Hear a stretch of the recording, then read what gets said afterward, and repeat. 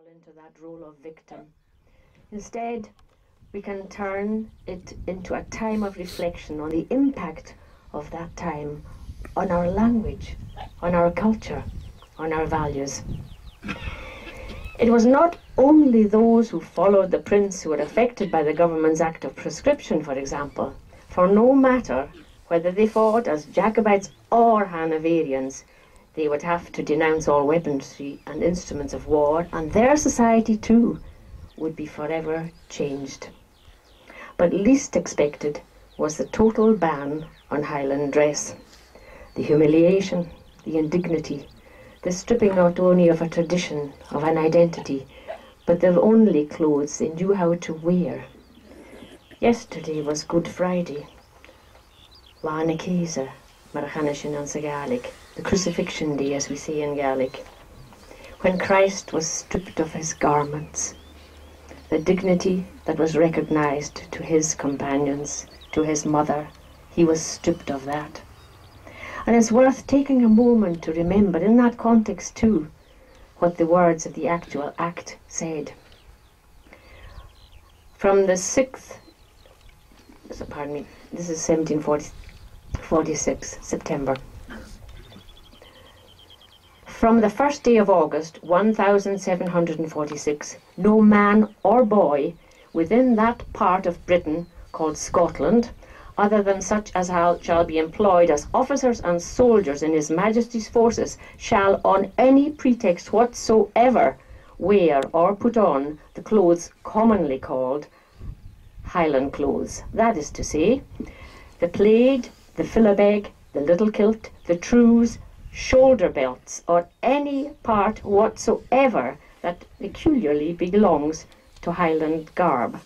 By the way, that's the socks or the woven footwear. And no tartan or even partly coloured plaid or stuff shall be used for greatcoats or uppercoats.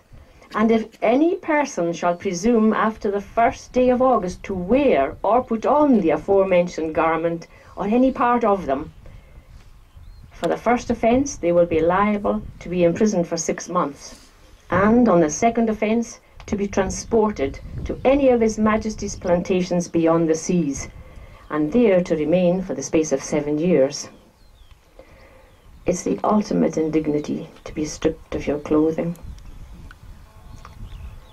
And those who pledged loyalty to King George discovered that had no rewards for them, for they too had to relinquish the clothing, the garment, the tradition that had been theirs, and there would be no freedom in their culture. Reflecting on the spirit of the Gael, or reflecting the very spirit of the Gael, Duncan Ban MacIntyre, although he fought at Falkirk, he considered his life and the ability of the bard worth saving for descriptions of this and other battles and the aftermath. He composed his Orant an Virgish, the Ode to the Trousers, the loss of the Highland dress, the only clothing they knew how to wear.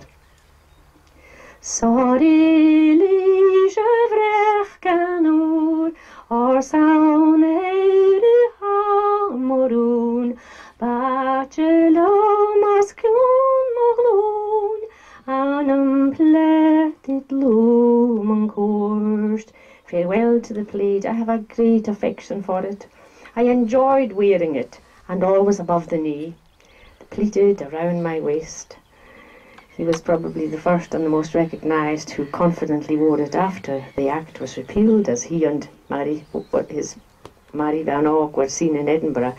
Not just Duncan wearing his plaid, and they waited a long time for that, but Mary, for good measure, sporting a red cloak that you might not miss them. But Gaels were to wait a full generation for that, for the Act was repealed by George III in 1782. And meanwhile it was the perfect lure to fill the ranks of the British Army with kilted Highlanders, highly trained, with an unquestionable loyalty that had been part of their culture for time immemorial. Yet in Scotland today we don't have to go very far to sense a tartan cringe. Even some eminent historians voice opinions that belittle our pride in wearing tartan. Some even cite or blame Sir Walter Scott's role for dressing King George IV in tartan during the first royal visit after the Act was repealed. But surely this is a complete misunderstanding of both the facts and the motives.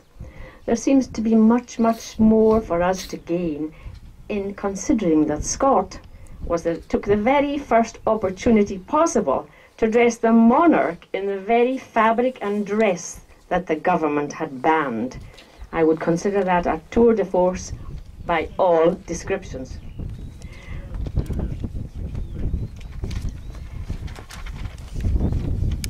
And this is our cue also to reclaim that confidence and not to cower and continue to cower behind the blame.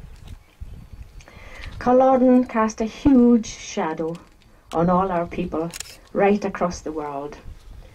But, as I reminded myself earlier, where there's a shadow there is also light. You cannot have a shadow without light, and we can walk in that light. As this year we celebrate Homecoming Scotland 2014, we welcome thousands of returning Highlanders, Lowlanders, Jacobites. Many will wear tartan, and despite the fact that generations have passed since their forebears left the old country, they will tell us that still the heart is Highland. As they speak of their Highland forebears who were Gaelic speaking, they regret the loss of a language, yet today there are apparently more Gaelic learners in North America than in Scotland. As we share with them the diverse ways of celebrating Highlandness, it's time for Scots the world over, and especially in Scotland, to pay more attention to what's behind their celebrations. In attending this ceremony of remembrance for all who fought and died in Culloden 268 years ago, we remember not only the individuals who died, but with them the demise of traditional values of the Society of the Gael. In gathering together here, we reaffirm our commitment to those values: honesty, loyalty, integrity, trust, fairness, faithfulness, justice, devotion. Values that are endangered in modern society and in some areas totally lacking. And if you go to any great Highland Games gathering across the world, whether it's Grandfather Mountain, wherever, before you start to comment on what you see, think on it, that these people are there because they believe in those values and they struggle to attain them today and to find them there. They can be surrounded by them. And it's in that light that we can go forward, in the hope that the language and the culture that the Jacobites fought for will be valued again and flourish as it did in the past.